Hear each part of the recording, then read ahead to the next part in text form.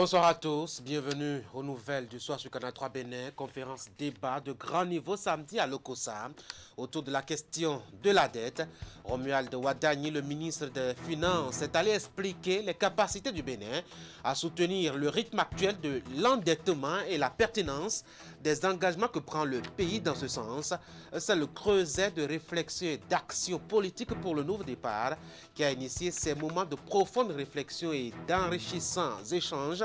Les grands instants et arguments dans ce 19h30.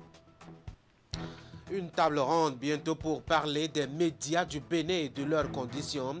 C'est le Conseil national du patronat de la presse et de l'audiovisuel qui a songé les raisons de cette projection et les objectifs visés dans le reportage à suivre tout à l'heure avec Ali Moumouni. Séance d'échange entre les ministères en charge de l'éducation de la base et les partenaires techniques et financiers à Cotonou. C'est pour engager des actions pertinentes pour une amélioration continue de la formation des enseignants de l'éducation à la base. Un atelier de co-construction y réfléchit depuis ce matin. Voilà, c'était les titres. Bienvenue encore une fois aux nouvelles du soir sur Canal 3 Bénin. Le Bénin peut tenir le rythme actuel de l'endettement et peut-être même mieux encore. La position du ministre de l'Économie et des Finances est sans équivoque face aux récriminations concernant les engagements financiers du Bénin ces dernières années sur le marché sous-régional et même international. Romuald Wadagni l'a encore expliqué, mais cette fois-ci en face d'un public, notamment celui de Lokossa. C'était samedi dernier sur une idée du creuset de réflexion et d'action politique pour le nouveau départ. Geoffroy Vincent y a pris part avec une attention assez soutenue. Et voici son compte rendu. Je voudrais vous remercier. Romuald Wadagni, ministre de l'Économie et des Finances, face à des citoyens. L'événement a eu lieu ce samedi 13 février 2021 et est le second acte d'une série de causeries débats organisées depuis quelques semaines dans la Cité de l'Espérance, Lokossa, par un groupe de jeunes réunis au sein du creuset de réflexion et d'action politique pour le nouveau départ, CRAPND. Le CRAPND a donc, dès les premiers moments de son existence, attaché du prix au débat citoyen, au débat susceptible d'apporter à la jeunesse, composante importante de la population béninoise, la lumière, que dis-je, la bonne information sur des sujets focalisant l'attention de tous à divers moments. Pour son passage sur le grill, le ministre Romuald Wadagni a planché sur le thème « La soutenabilité de la dette béninoise ». Pour que cet argent qui vient de la dette soit efficace, il faut, que l'opportunité de la dépense, la nature de la dépense, soit totalement dénuée de tout intérêt partisan politique. Deuxième pilier de point d'attention quand on prend la dette. Vous pouvez prendre une dette aujourd'hui pour dire vous voulez construire ce hangar. Le hangar coûte 100. Mais vous allez prendre 200 et vous faites de la surfacturation. Donc la mauvaise gouvernance sur l'utilisation de l'argent levé est aussi un deuxième facteur d'attention. Donc le troisième pilier, c'est veiller à une cohérence entre les caractéristiques de la dette et ce qu'on fait avec la dette.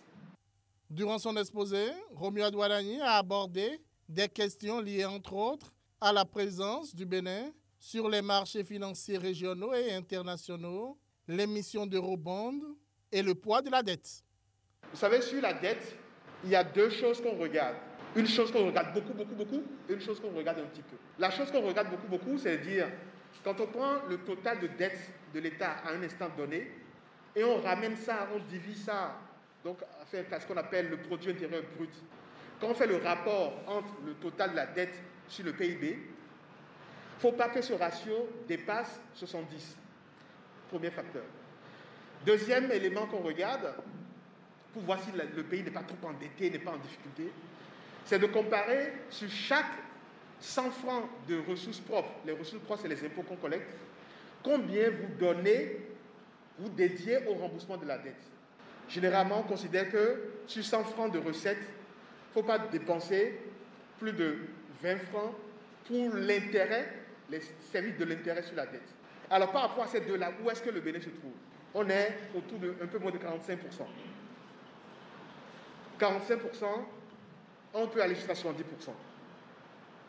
Vous voyez, donc ça veut dire que nous sommes loin, alors là, très loin, d'approcher les seuils d'un pays qui est trop endetté. Pour le ministre de l'Économie et des Finances, la crédibilité du Bénin s'est grandement améliorée depuis 2016, ce qui favorise les différents emprunts et autres interventions sur les marchés. Je rappelle que l'année passée, nous avons eu, lors des assemblées annuelles de la Banque mondiale du Fonds monétaire, le prix de meilleur gestionnaire de la dette, mais prix de meilleure gestion en matière de transparence financière et budgétaire. Mais c'est des gens qui viennent, c'est des gendarmes qui viennent nous contrôler qui disent ça. Donc, tout ça pour vous rassurer, pour vous dire, franchement, les trois piliers qui sont déterminants pour prendre la dette, nous veillons à ça tous les jours. Pour la circonstance, l'Argentier national a eu à ses côtés quelques-uns de ses collègues. Il s'agit du ministre de la Microfinance, du ministre de la Justice, du ministre des Sports et du ministre du Cadre de vie. Tous les pays qui se sont développés se sont endettés, mais n'ont pas joué avec l'argent qu'ils ont mobilisé.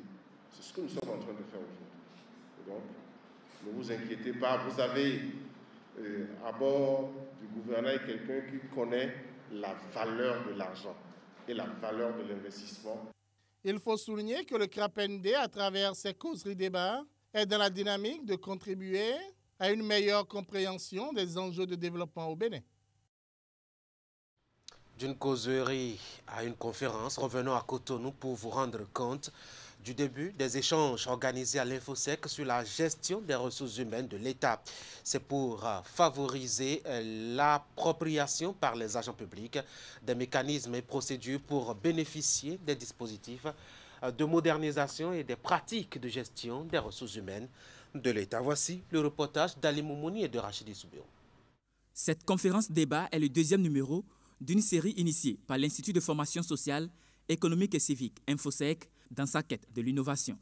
C'est une action qui s'inscrit dans la droite ligne de la mission de l'Institut, celle d'assurer la promotion des connaissances, l'esprit de responsabilité et la conscience professionnelle des citoyens à travers la formation. En tant qu'institut public, jouant un rôle d'espace de promotion de la réflexion pour le développement, avec un focus sur la formation à la citoyenneté, l'Infosec entend désormais servir de plateforme d'exposé et d'analyse objective de l'action publique. C'est dans cette dynamique que le thème de cette deuxième conférence débat est choisi. Il est intitulé « Gestion des ressources humaines de l'État au Bénin, avancées et perspectives au ministère du Travail et de la fonction publique ». Cette rencontre d'échange entre les cadres chargés des relations humaines, des ministères et institutions du Bénin, des responsables des organisations syndicales et des acteurs de la société civile vise à favoriser l'appropriation par les agents publics des procédés modernes de gestion des ressources humaines de l'État.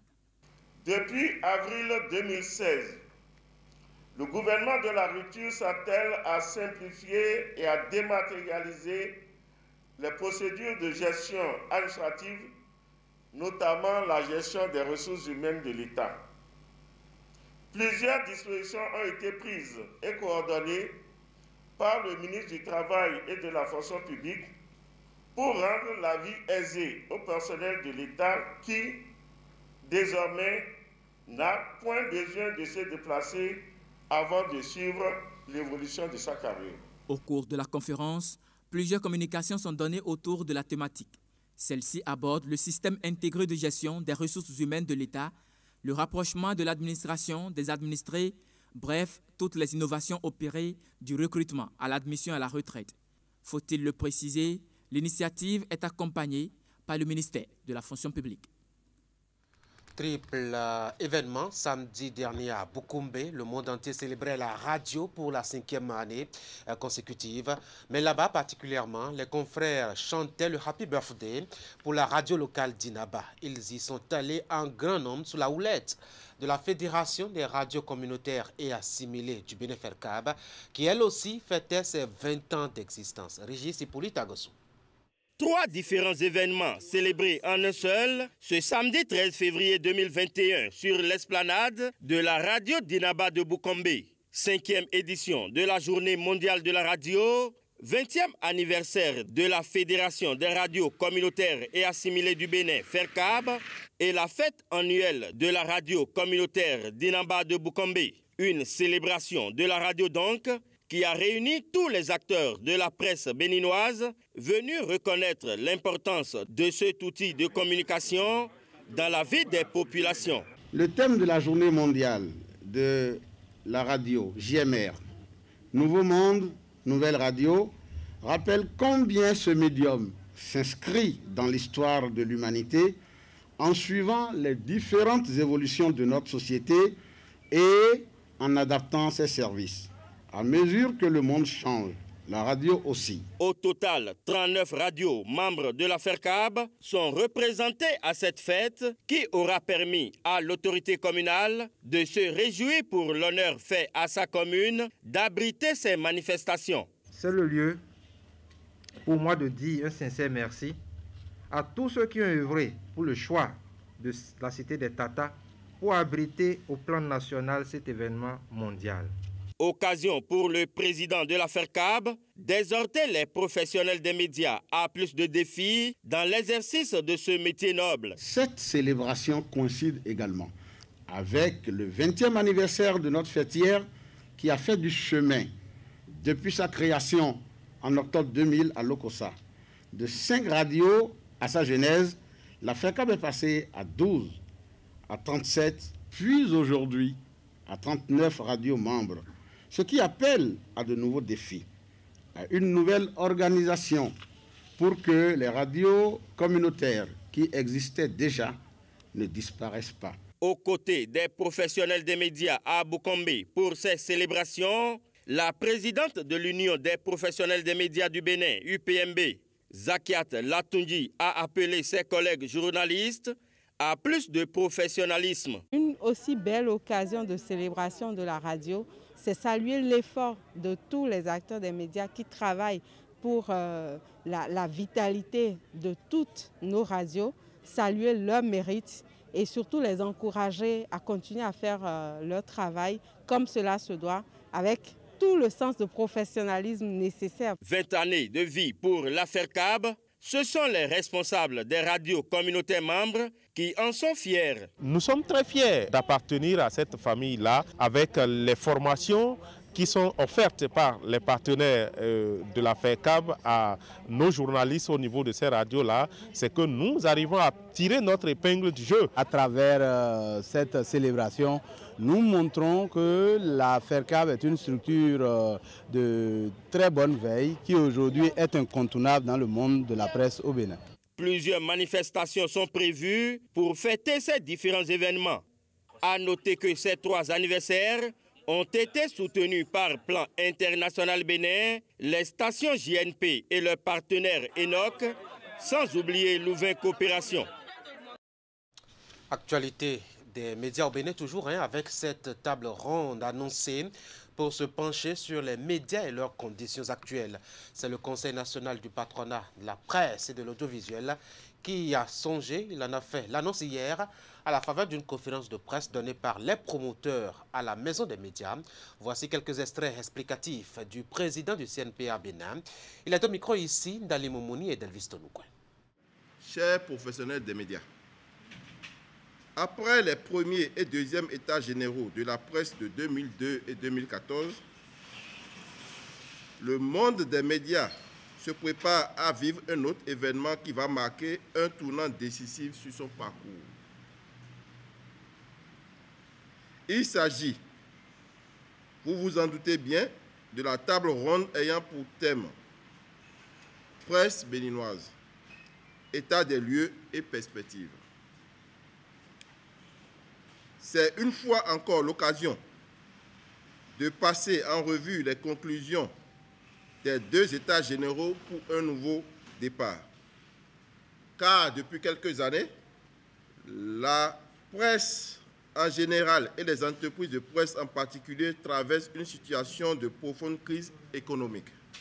C'est pourquoi le CNPA Bénin, l'organisation patronale des promoteurs et patrons de presse au Bénin, initie cette table ronde.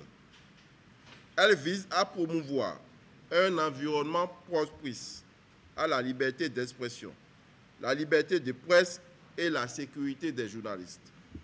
Il s'agira, au cours de cette table ronde qui se tient les 19 et 20 février, de trouver les voies et les moyens de sortir les entreprises de presse de cette crise.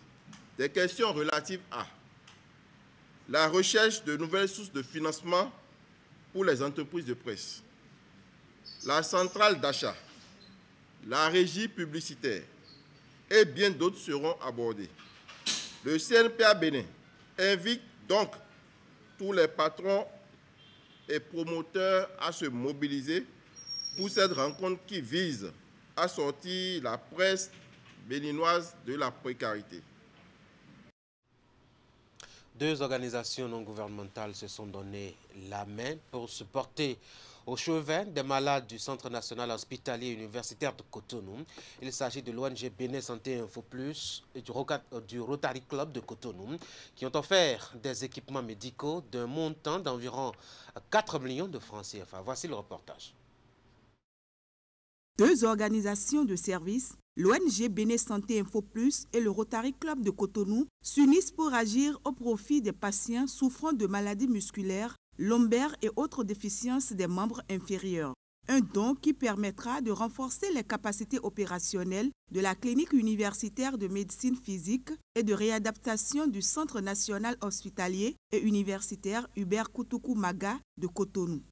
Ces équipements constituent pour le personnel de la médecine physique et réadaptation des outils devant leur permettre de promouvoir les soins et d'offrir des services de qualité aux patients. C'est dire que votre contribution ce matin, en offrant ce matériel, ce lot de matériel, est d'importance. Soyez-en remerciés. Le don est composé de 10 vélos-sièges offerts par les clubs Rotary, d'un tapis roulant professionnel et de 2 vélos, cadeaux de la compagnie Atlantique Assurance Bénin, d'un banc d'intervention de l'ONG Bénin Santé Info Plus, des ballons, des cordes à sauter et divers autres équipements d'une valeur totale de plus de 4 millions de francs CFA. En novembre 2020, après 15 séances de traitement du mal de dos dont je souffre, séances que vous nous avez prescrites, et qui se sont avérées concluantes grâce à une équipe professionnelle et très compétente. Et voyant la vétusté de vos vélos-sièges, nous avons fait le pari d'offrir à votre centre 5 vélos pour renforcer vos moyens et capacités d'intervention en faveur des patients que vous recevez tous les jours et en nombre, car votre centre ne désemplit pas. Pari gagné. C'est notre manière à nous d'accompagner la mise en œuvre du programme d'action du gouvernement, car la contribution à la restauration de la santé mentale et physique des malades du CNHU est d'importance. Cette action conjointe est devenue réalité grâce à la contribution des clubs Lagune, Rive Gauche, Concordia, Aéroport et autres partenaires. C'est une tradition rotarienne que de venir au secours de la vie. Je peux même dire que l'ONG Bénin Santé Info Plus, de manière ne serait-ce que sur le plan des valeurs, s'inspire du Rotary. C'est pour cela que quand nous avons été sollicités pour apporter notre contribution à cette action qui est en cours, nous n'avons pas hésité et c'est avec plaisir que nous contribuons à remettre ce matériel au service de rééducation du CNHU. Ce dos symbolise donc l'engagement sociétal et humanitaire de Atlantique Assurance Bénin et la bonne coopération qui existe entre nous, l'ONG Bénin Santé Info Plus, le Rotary Club Bénin et le Centre hospitalier et universitaire CNHU. Le directeur du CNHU promet de prendre les dispositions idoines pour une utilisation judicieuse de ce matériel médico-technique. Occasion également de solliciter encore l'appui des donateurs pour d'autres actions en faveur de ces cliniques qui sont dans le besoin. Toute chose qui contribuera au mieux-être des patients. Un atelier se penche sur la co-construction d'une nouvelle phase de l'initiative francophone pour la formation à distance des maîtres au Bénin.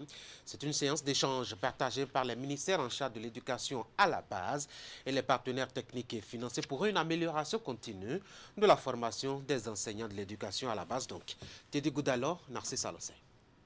Face aux responsables des ordres d'enseignement primaire et secondaire béninois, des partenaires techniques et financiers, ils se concertent autour de la co-construction d'une nouvelle phase de l'initiative francophone pour la formation à distance au Bénin.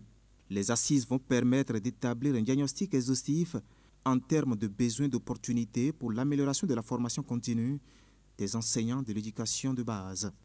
Nous saluons cette initiative et remercions le partenaire qui nous accompagne dans cette initiative. Vu la qualité des différentes personnes invitées à cet atelier, les produits qui sortiront de cet atelier permettront de résoudre un tant soit peu les problèmes qui se posent au système éducatif. La phase d'expansion du FADEB s'inscrit d'une part dans une perspective de poursuite des objectifs de départ de cette initiative et d'autre part dans l'adaptation de ces objectifs au nouveau contexte éducatif africain qui intègre désormais le concept d'éducation de base et de socle commun de compétences validé à Ouagadougou en 2015 par les experts et chefs d'État africains. Prennent part aux travaux des experts de l'Organisation internationale de la francophonie, la Commission nationale permanente de la francophonie, des directeurs techniques des ministères et bien d'autres. Une question fondamentale mobilise les attentions à cette cérémonie d'ouverture du dit atelier. Il s'agit de nouvelles ressources technologiques qui interviennent dans la formation des enseignants à distance. La question des ressources numériques qui sont utilisées pour former les enseignants. Le marqueur IFADEM a deux caractéristiques. Les ressources sont endogènes et aussi ce sont des ressources éducatives libres. Les ressources sont endogènes puisque les ressources différentes sont produites par les acteurs nationaux, bien que les acteurs nationaux sont accompagnés par l'expertise internationale francophone afin de travailler dans le cadre différent et de développer des ressources bien adaptées à la formation à distance. Les participants vont disposer à l'issue de cet atelier d'une feuille de route pour la mise en œuvre des différentes activités qui seraient retenues. Le représentant du chef de file des 3 ordres d'enseignement, le ministre Salimane Karimou, appelle à une collaboration entre les cadres des 2 ministères en charge de l'éducation de base pour l'atteinte des objectifs. Et pour finir ce 19h30, cette plainte et ces souffrances des usagers du tronçon Carrefour Toyota et échangeurs de Godomain. Ils ne sont pas contents parce qu'après les travaux effectués sur cette portion de la voie, le bitume et les pavés n'ont pas été remis à un bon niveau pour un confort de la conduite. Ali Moumouni est allé les écouter. Voici son petit point. Depuis quelques mois, emprunter la piste cyclable longeant le tronçon Sika Toyota échangeur de Godomain est un parcours périlleux.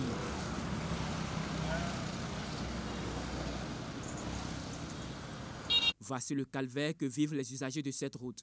Le mauvais état dans lequel se trouvent ces pavés rend pénible la circulation aux motocyclistes. Quand tu es sur ce genre de pavé, tu as l'impression que tu es dans un petit trou là. Bon, la moto bouge et puis tu as l'impression que tu n'es pas à l'aise.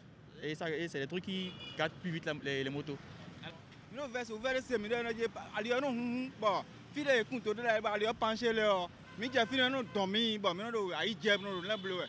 De toute évidence, le risque d'emprunter ces tasses est considérable. Conséquence des travaux effectués sur le tronçon nous confient les usagers. D'aucuns pensent que les pavés posés ici ont assez duré. À première vue, c'est d'abord le temps et après, ils ont eu à faire des trucs sur la voie. Je ne sais pas trop, des entreprises ont enlevé les pavés, ils ont refait. Bon. Là, au moment de le refaire, ça n'a pas été bien fait en fait. On voit les gens, ils sont en train de travailler ces derniers temps. C'est peut-être un projet pour... Bon, moi je ne sais pas si c'est l'électricité ou la SONEB qui travaille, moi je ne sais pas, mais ils sont en train de travailler un peu partout. On voit au niveau de l'esplanade ici le pavé qui mène vers Zogbo. C'est comme ça, même à Calavi, un peu partout, vous allez constater ces travaux, mais quand ils finissent, il y a les voies qui sont, bon, ces parties sont, bon, pour moi, gens abandonnés. Ça n'a pas été bien fait. Puisque depuis lors, si on passe sur cette voie, vraiment on sent beaucoup de douleur. Et même les motos ont du mal à bien circuler. Sur l'As Zogo, la même situation se présente. C'est pareil à Godomé. Et pour les usagers des engins à 2 roues, ce n'est pas gai.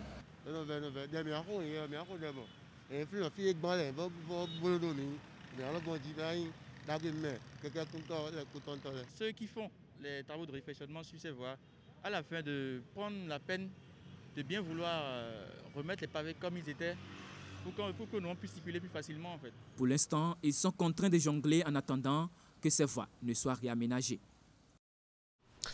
Mesdames et messieurs, ce journal s'en va finir. Retenez que Romuald Wadagni, le ministre de l'économie et des finances, continue de défendre la capacité du Bénin à s'endetter encore et encore. Il est allé en démontrer la pertinence. À l'Okosa samedi dernier, c'était au cours d'une causerie débat initiée par le Creuset de réflexion et d'action politique pour le nouveau départ. Et puis les médias du Bénin à l'honneur pendant ce mois de février, doit-on dire. Déjà, le samedi dernier, triple célébration à Bukombe, au nord du Bénin. Journée mondiale de la radio, 20 ans d'existence de la FERCAB, la Fédération des radios communautaires et assimilées du Bénin. Et enfin, fête annuelle de la radio locale d'Inaba, qui accueillait d'ailleurs les fêtards du jour. On vous a fait le petit point. Et puis, dès la semaine prochaine, une table ronde s'annonce pour évaluer et discuter les conditions des médias au Bénin et de leur personnel. C'est le CNPA qui a pensé à cela. Voilà, c'est la fin de ce journal. Merci d'avoir été là, ce fut un plaisir. Bonsoir.